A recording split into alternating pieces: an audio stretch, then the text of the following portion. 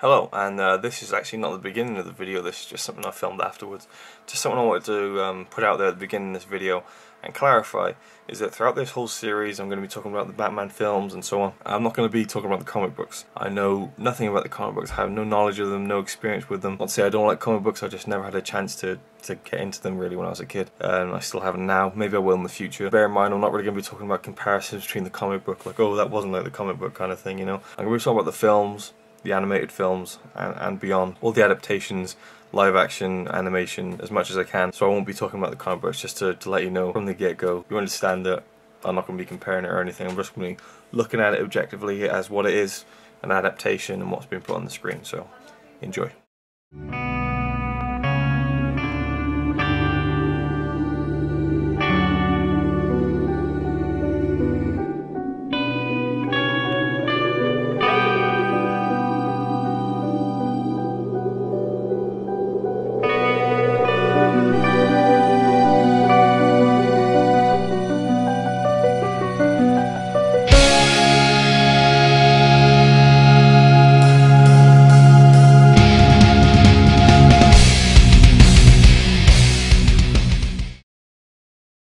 Hello and welcome to part 1 of the RazorwireReviews Bat-a-thon. Check out the announcement video if you haven't already to kind of briefly explain what this whole series is all about. And we're going to get straight into this with the first item on the agenda, and it is Batman. 1989, directed by Tim Burton. This was kind of the reboot of the whole Batman series, the cinematic series. There was only one theatrical film prior to this. It was in 1966. This is over 20 years after the last film, so there was a lot to live up to. It completely changed the whole tone of Batman, which was brilliant. And as with all these parts, I'm going to also be giving you some of my personal experiences. So with this film, Batman, this is how I remember Batman. This is my first introduction to the Batman character. You know, to me this will always be Batman. Even though it's not the beginning of Batman, even though it's not the origin of Batman, to me this will be Batman. I know, I was thinking about it the other day, and I think, you know, the earliest I saw this film was at least 1995. I'm pretty sure in Christmas of 1995 I saw this, and I had this on video, which would mean that I was only 7 years old, which is a full 8 years younger than I was supposed to be, given this was given a 15 rating by the British Board of Film Classification. My mum was pretty lenient with me watching films at 15 and so on. So yeah, this film I just loved. I loved everything about it. And you know, back then when I was a kid, I loved information about films. So I knew this was made in 1989 because I looked it up on the back cover. I wanted to know what all the actors' names were and everything. I loved it. Michael Keaton to me was an amazing Batman, and he will always be to me Batman. I remember one time when I was living in England. I must have only been about 8 or 9 years old. I woke up once one morning, school morning. It was around 6 in the morning, and I woke up and I thought, oh, I'm wide awake. Normally I'd wake up around 8 o'clock to get ready to go to school. So I thought, I've got 2 hours, I could watch a film. Batman. My eyes just went straight to Batman on the shelf. Picked it up, put it in, watched it all the way through, and I remember, I'll never forget it, the shot of Batman on the girders at the end of the film looking at the Bat logo. As soon as that happened, as soon as it faded to black, the clock hit at 8 o'clock, and then my alarm went off, and I had to get up, and I went to school, and I was kind of like really smug. You know, I was just looking around at everyone going, yeah, I watched Batman this morning. You know, I didn't say that, but I was thinking it, and I just thought I was so cool. It's really stupid, but I'll always remember that memory, and that's a cool thing about films, even with music and stuff, is that thinking about a film or music, it'll trigger these vivid memories from the past. So let's get into talking about this film, Batman. We have Michael Keaton starring as Batman and Bruce Wayne. This was a very controversial choice when this first came out. Or not when it came out, when it was announced that he was playing Batman, because Michael Keaton only been in comedies and stuff like that. He'd done a few serious things, but you know, Beetlejuice, he was fresh off Beetlejuice for this, and people were like, really, Michael Keaton? I mean, he wasn't the type a lot of people thought.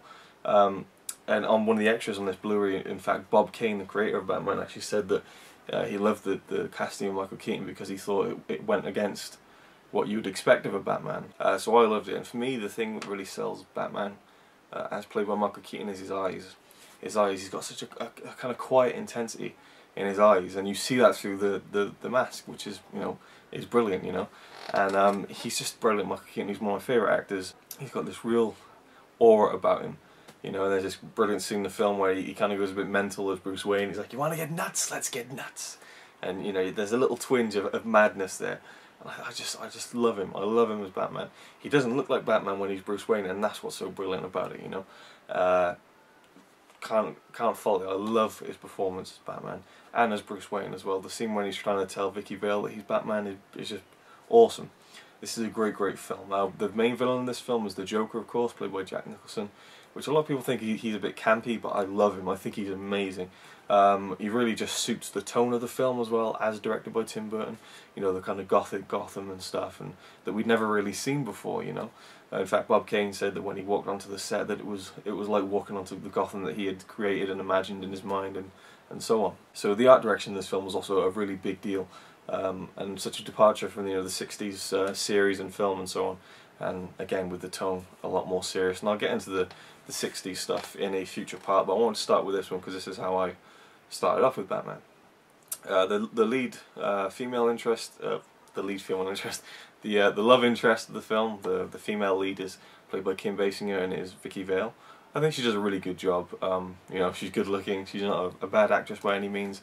And the love story is believable to me, and I think she's a pretty good character. Nothing amazing, you know, but there's been a lot worse in superhero films, and I really like enjoyed the chemistry of Michael Keaton. And, you know, there's a bit where the Joker leaves a box that kind of thrusts up a hand with flowers in it and surprises her, and she goes and she faints, and it's really awful. But you know, overall she was pretty good. I like the style of the times in this film. It looks like it could have taken place in the 40s, and it's not really, you know, time specific, which I really enjoyed. And in fact, I'll talk about that when I get onto the extras, because that's actually something that Tim Burton intended. Overall, you know, this film to me is just a brilliant film, superhero or not. You know, great performances by Michael Keaton and Jack Nicholson. You know, the art direction's great. You know, the music is awesome by Danny Elfman, really operatic at times, and just yeah, really just everything clicked together for me in this film. And I absolutely love it. I love the darkness. I love the humour of the Joker. I think Jack Nicholson is hilarious in this. So many one-liners, you know.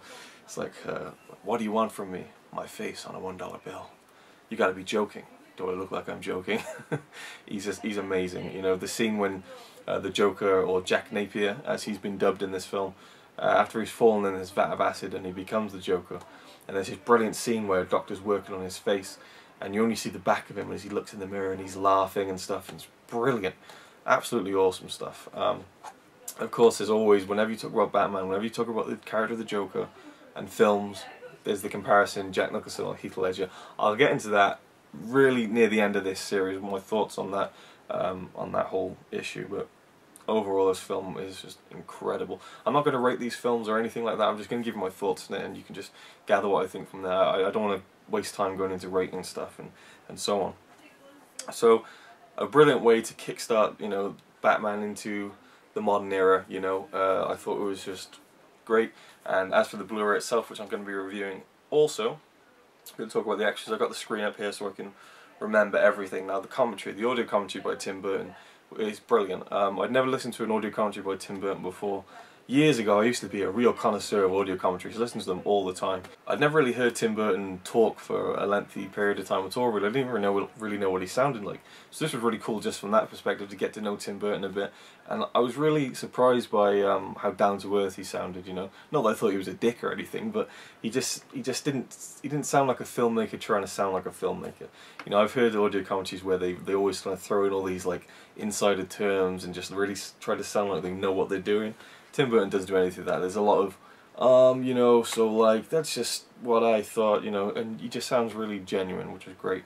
And he's some great stories on there, and I'll leave that for you to pick this up if you haven't got it already and listen to it. And it's a really great listen. There's some great on-set stories, talking about the pre-production of the film. Something I like you don't get often in audio commentary sometimes is when they actually comment on what they're watching.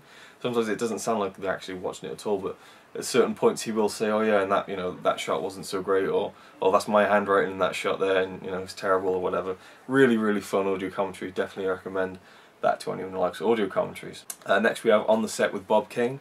This is a short 2-minute clip of Bob Kane talking about how he created Batman, and he said when he was 13 years old he saw a Da Vinci book, and there was a quote that said, to fly, you should have nothing less but the wings of a bat, or something like that. And that's when he thought, well, Batman, that's really cool, I like that. And you see him visiting the set and stuff, and how happy he is with it. Real short piece, but really cool. Most of these special features are in standard definition. They're ported straight over from the DVD release. Then we have Legend of the Dark Knight, The History of Batman. This is a great little documentary, about 40 minutes long, narrated by Mark Hamill, who voices the Joker in many different projects. This was great, like an overview of the whole character, you know, the comics, the old serials from the 40s, which I will be talking about in future parts, and the cartoon series, and just, it's a brilliant overview. Loads of great interviews with people like Kevin Smith, you know, who pops up, Stan Lee.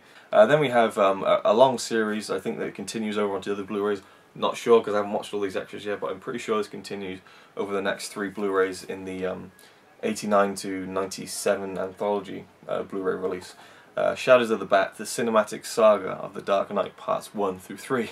Bit of a mouthful, but we get the road to Gotham City, their pre-production of the film, talking about how it came about and stuff. We have The Gathering Storm, which is where the filmmakers and cast discuss you know, the making of the film. You get interviews with Michael Keaton, Jack Nicholson, Kim Basinger, you know, recent interviews and stuff, Tim Burton talking about it. Brilliant stuff. These are about 20 minutes each. And then we have The Legend Reborn, which is half an hour long. Where Tim Burton kind of talks about just, you know, kind of like the tail end of them making the film and how it's being received and how they felt that it went and so on, which is a really good watch. Then we have Beyond Batman, which is just even more, another slew of featurettes. These are short ones, but still quite lengthy. We get The Road to Gotham City. Oh no, that was the other one. Sorry. We get visualizing Gotham, the production design of Batman, building the Batmobile, those wonderful toys, the props and gadgets of Batman, designing the Batsuit from Jack to the Joker, nocturnal overtures, the music of Batman. Everything is covered here, which is brilliant. We even get 3 music videos from Prince, which was used in the film. By the way, I think that's one of the only things that dates the film. Despite Tim Burton saying in the audio commentary he wanted it to feel like it wasn't specific to any time, the Prince songs really do date it to the 80s, unfortunately. Although I do enjoy the scene in the restaurant where Joker's dancing around and spray painting pictures and the Prince music is playing. So we got Bat Dance by Prince, Party Man, and Scandalous. So that's cool. They're really kind of gathering everything together to give you a real complete kind of package. All the extras they can possibly squeeze on there. We also get character analyses of the heroes and the villains. You know, Batman, Vicky Vale, Alexander Knox, Commissioner Gordon, Harvey Dent, the Joker, Bob the Goon. Just little videos of, you know, people talking about them, kind of stuff that was in the other documentaries and stuff. Just little character profiles, which are pretty cool, but not the main chunk of things you want to be looking at. We also get the theatrical trailer and a Robin storyboard sequence. Now this is when they were in the very early stage of pre-production. They were considering having Robin in the film, and it's like just the pre-production storyboards set to a bit of music and sound effects. Really cool to see that. About 4 minutes long. Overall, they cover all the bases. It's just a fantastic Blu-ray release. The only thing I can say that's bad about it is getting to the extras. You know, there is no menu screen for this film. It just plays as soon as you put the Blu-ray in, which is fine, but then you have to access the special features, then you play the special feature, and then when the special feature's finished, it goes back to the film, then you've got to bring the menu back up again. You know, it could be a bit more smooth, but overall you can't argue with it because there's just so much stuff there. It's absolutely fantastic. The Blu-ray is just one of the best ones out there for just a single disc and just so much stuff crammed onto there. And the transfer itself is brilliant as well. It's not one of the best ones I've seen, but seeing this film in so much more detail in 1080p is just brilliant for me. About Robin, Tim Burton actually talked about Robin and how it was like he didn't even consider having Robin in this film because, you know, you take the realism of, you know, everything they're doing, even though it was kind of, you know, a bit gothic and out there and campy at times, like with Jack Nicholson. But, you know, Batman's very realistic, and to bring in Robin, you know, it would just look a bit ridiculous, and Tim Burton didn't think that it was necessary, which is cool. So it's cool in that audio commentary again, just hearing Tim Burton's thought process behind everything. So definitely check it out.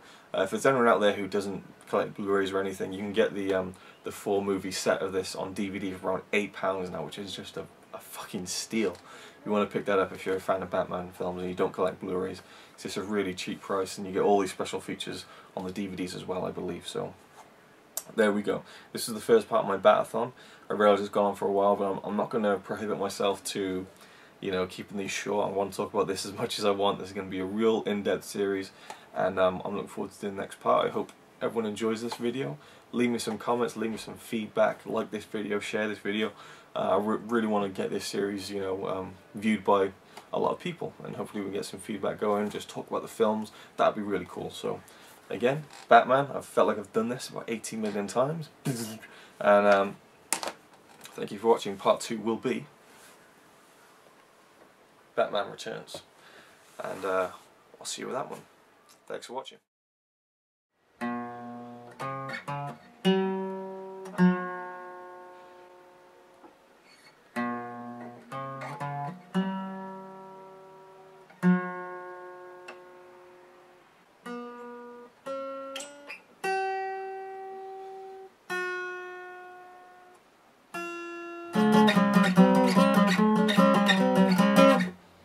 I suck.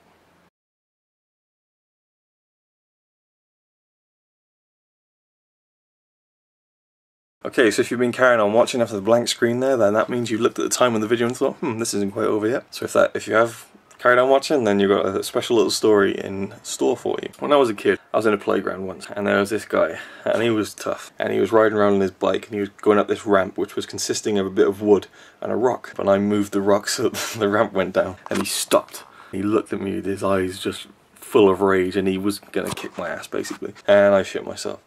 And he was like, I'm gonna kill you. And I was like, oh come on, and I was trying to like make a joke out of it, and I actually had my glasses on me. I pulled my glasses out, put my glasses on, and I went, hey, you wouldn't hit a guy with glasses, would you? And he didn't kick my ass. Yes, that actually happened. I not only quoted, but used a prop to quote the Joker at the end of Batman. And I'm gonna stick with that story, that got me out of getting my ass kicked.